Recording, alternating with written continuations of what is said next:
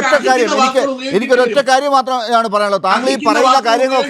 താങ്കൾ ഈ പറയുന്ന കാര്യങ്ങളൊക്കെ സുപ്രീം കോടതി വിധിയെക്കുറിച്ച് അറിയാത്ത ആളൊന്നുമല്ല സുകുമാരൻ നായരെ പോലുള്ളവരൊക്കെ. ഈ NSSന്റെ തലപ്പത്തിരിക്കുന്നവർക്കും അതിലുള്ള അംഗങ്ങളായിട്ടുള്ള ആളുകൾക്കുമൊക്കെ അവർക്കുമുണ്ട് ആ സമുദായത്തോടുള്ള കൂറുമൊക്കെ, അവർക്കും അറിയാം ഈ കോടതി വിധിയുമൊക്കെ. അവരൊക്കെ മനസ്സിലാക്കിയ കോടതി വിധിയോടാണ് നിങ്ങളൊക്കെ പറഞ്ഞ് തിരുത്തിയത്. ഞങ്ങൾ അവിടെ നിയമം ഉണ്ടാക്കി കോടതിക്ക് ഒരു അനുകൂല സാഹചര്യം ഉണ്ടാക്കി കൊടുക്കും, അവരൊരു നിയമം ഉണ്ടാക്കി കൊടുക്കുമെന്ന്. അങ്ങനെ പറഞ്ഞിട്ടില്ല എന്ന് ഇന്ന് പറയുന്ന നിങ്ങളെ അവർക്ക് വിശ്വാസമില്ല. ഇന്ന് നിങ്ങളെ അവർക്ക് വിശ്വാസമില്ല. ഇന്ന് നാഴികയ്ക്ക് 40 വട്ടം അവസരം നോക്കി, സുവർണാവസരം നോക്കി വാക്കുകൾ മാറ്റി പറയുന്ന നിങ്ങളെ സുകുമാരൻ നായർക്കും NSSലെ ഭാരവാഹികൾക്കും വിശ്വാസമില്ല, അംഗങ്ങൾക്കും. ആർക്ക് വേണമെന്ന് ഇവരുടെ വിശ്വാസം? ഇവിടെ കഴിഞ്ഞ 19 കൊല്ലമായി ഇവിടെ RSS ഇവർക്ക് വിശ്വാസം ഉണ്ടായിട്ടുണ്ടോ? അയ്യോ ഞങ്ങളെ വിശ്വസിക്കണമെന്നും പറഞ്ഞുകൊണ്ട് സംഘപരിവാർ ഇവരുടെ കൂടെ പോയിട്ടുണ്ടോ? ഇവരുടെ വിശ്വാസം വേണ്ടെന്നേ. ഇവർ പറയുന്നിടത്താണോ നായർ സമുദായം വോട്ട് ചെയ്യുന്നത്? കേരളത്തിലെ നായർ സമുദായത്തിന്റെ മുഴുവൻ അട്ടിപ്പേറവകാശം സുകുമാരൻ നായർക്കും NSSനുമാണോ? അല്ല, നായർ സമുദായത്തിൻ്റെ അട്ടിപ്പരാവകാശം അവർക്കില്ല. പക്ഷേ അവർ പറയുന്നത് കേട്ടല്ല ആ സമുദായത്തിലെ അംഗങ്ങൾ മുഴുവൻ വോട്ട് ചെയ്യുന്നത്. വെള്ളാപ്പള്ളിയും ഒരുപക്ഷെ സുകുമാരൻ നായരും ഒക്കെ പറയുന്നത് കേട്ടല്ല ഈ സമുദായത്തിലെ അംഗങ്ങൾ മുഴുവൻ വോട്ട് ചെയ്യുന്നത്. പക്ഷേ അവർ ഈ സമുദായങ്ങളുടെയൊക്കെ തലപ്പത്തിരിക്കുന്ന ആളുകൾ എന്നുള്ള നിലയ്ക്ക്, പൊതുസമൂഹത്തിൻ്റെ വക്താക്കൾ എന്നുള്ള നിലയ്ക്ക് അവർ പറയുന്നതിൽ ആ സമുദായത്തിൽ മാത്രമല്ല നമ്മുടെ പൊതുസമൂഹത്തിൽ തന്നെ ചില റിഫ്ലക്ഷൻസ് ഉണ്ടാക്കും. അതിൽ പേടിച്ചാണ് BJPയുടെ അധ്യക്ഷൻ പോലും ഈ കാര്യത്തിൽ മാധ്യമങ്ങളോട് പ്രതികരിക്കുന്നതിൽ സംയമനം പാലിക്കുന്നത്. ഇവിടെ BJPയുടെ ഭാഗത്ത് നിന്ന് ചില ആളുകൾ പെരുന്നയിലേക്ക് പോകാൻ നാളെ വട്ടം കൂട്ടിയത്, ഇപ്പോൾ വരണ്ട എന്ന് സുകുമാരൻ നായർ വാതിൽ കൊട്ടി അടച്ചത്, അതും കൂടി പറയേണ്ടതുണ്ട്. സുകുമാരൻ നായർ അയാളുടെ ഏതോ സങ്കല്പ സ്വർഗത്തിൽ ഇരുന്നു കൊണ്ട് എന്നെ നരേന്ദ്രമോദി വിളിച്ച് ഞങ്ങൾക്ക് ഒരു അപ്പോയിന്റ്മെന്റ് തരണമെന്ന് പറഞ്ഞു, പോയി പണി നോക്കടോ എന്ന് ഞാൻ പറഞ്ഞു. ഇങ്ങനൊക്കെ പറയാനുള്ള അവകാശം അദ്ദേഹത്തിനുണ്ട്.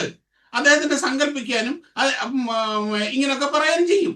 അതൊക്കെ വിശ്വസിച്ച് അത് ഏറ്റുപിടിച്ച് നടക്കാൻ നിങ്ങളെ പോലുള്ളവരുമുണ്ട്. അങ്ങനെയൊക്കെ ഉള്ളപ്പോൾ ഇതൊക്കെ ഇതേപോലെയുള്ള ജൽപ്പനങ്ങൾ ഉണ്ടായെന്ന് വരും. അപ്പോൾ എന്തായാലും ഇനി ഒരു പ്രതീക്ഷയുമില്ല. സുകുമാരൻ നായരെ ഒരു നിലയ്ക്കും ഇനിയിപ്പോൾ നിങ്ങൾക്ക് തിരിച്ചു പിടിക്കാൻ പറ്റില്ല. അതാണ് ഷാബു പ്രസാദ് ഇങ്ങനെയൊക്കെ ഇത്രയ്ക്ക് നെറുകെട്ട വാക്കുകൾ പോലും ഇപ്പോൾ സുകുമാരൻ നായർക്കെതിരായിട്ടൊക്കെ ഉപയോഗിക്കാൻ താങ്കളെപ്പോലുള്ളവർ തയ്യാറാകുന്നത്. അതുപോലെ വെള്ളാപ്പള്ളിയും സുകുമാരൻ നായരും ഒക്കെ ഇപ്പോൾ നിങ്ങൾക്ക് അങ്ങനെ ആയി മാറി. എനിക്കിപ്പോൾ അത് മാത്രമല്ല വിഷയം, BJPയെ പോലും രാഷ്ട്രീയ പാർട്ടി ഏത് കാലത്താണ് സുകുമാരൻ നായർ സംഘപരിവാറിനൊപ്പം നിന്നിട്ടുള്ളത്? അതോടൊന്ന് പറഞ്ഞാട്ടെ. അല്ല, സംഘപരിവാറിന് മാത്രമല്ലോ, സമദൂരം പറയുന്നതിനെ ഇഷ്ടപ്പെടുന്ന നിങ്ങൾക്ക് പലപ്പോഴും ഈ ഒരു സംഘടനകളെയൊക്കെ വലിയ താല്പര്യമായിരുന്നു. ഇപ്പോൾ നിങ്ങൾക്കതിനെ ഉൾക്കൊള്ളാൻ പറ്റുന്നില്ല. 2 ദിവസം കൊണ്ട് നിങ്ങൾക്ക് അതിനോട് വല്ലാത്ത എതിർപ്പാണ്. സുകുമാരൻ നായർക്കെതിരെ അവിടെ ഉയരുന്ന ബാനറുകൾ പോലും ഇപ്പോൾ നിങ്ങളുടെ സംഭാവനയാണോ എന്ന് സംശയിക്കേണ്ടിയിരിക്കുന്നു. ഒരു സാധാരണ അതെ സംശയം മാത്രമേ ഉള്ളൂ, ഞാൻ ഉറപ്പിച്ച് പറയുന്നില്ല. ശരി, ഒറ്റ കാര്യം കൂടി ആദ്യഘട്ടത്തിൽ എനിക്ക് ഒരൊറ്റ കാര്യം കൂടി ചോദിക്കാനുണ്ട്. ഇപ്പോൾ BJP പുകയുകയാണോ, BJPയിൽ ഇപ്പോൾ എന്താണ് നീറിപ്പുകയുന്നത് എന്ന് ചോദിക്കുമ്പോൾ ഒരൊറ്റ കാര്യം മാത്രമല്ല, പുതിയ അധ്യക്ഷൻ വന്നതിന് ശേഷം, പുതിയ ഭാരവാഹികൾ വന്നതിന് ശേഷം അവിടെ പലതരത്തിലുള്ള പ്രശ്നങ്ങളുണ്ട്. ഇപ്പോൾ തിരുവനന്തപുരത്ത് ഉണ്ടായ ഒരു ആത്മഹത്യ, അനിൽ തിരുമലയ്ക്ക് അദ്ദേഹത്തിൻ്റെ ജീവൻ നഷ്ടപ്പെടുത്തേണ്ടി വന്നതിനെക്കുറിച്ച് അദ്ദേഹത്തിൻ്റെ ഭാര്യ പോലും പോലീസുകാരോട് പറഞ്ഞതിനെ കുറിച്ച് വാർത്തകൾ വരുന്നുണ്ട്. അദ്ദേഹത്തിൻ്റെ മരണത്തിന് ഉത്തരവാദിയായ ആളുകളെ കണ്ടുപിടിക്കണം.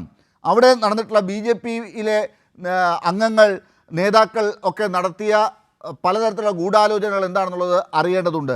അക്കാര്യത്തിൽ ചോദ്യങ്ങൾ ചോദിക്കുമ്പോൾ മാധ്യമ പ്രവർത്തകർക്കെതിരെ തിരിയുന്ന BJPയുടെ അധ്യക്ഷൻ, ഇപ്പോഴത്തെ BJPയുടെ സംസ്ഥാന ഭാരവാഹിത്വം, അതുപോലെ എയിംസിൻ്റെ കാര്യത്തിൽ ഇപ്പോൾ ആ പാർട്ടിക്കകത്ത് നടക്കുന്ന ചർച്ചകൾ, 2 ഗ്രൂപ്പുകളായി മാറി നടക്കുന്ന ചർച്ചകൾ, ഇതൊക്കെ നമ്മൾ കാണുന്നുണ്ട്.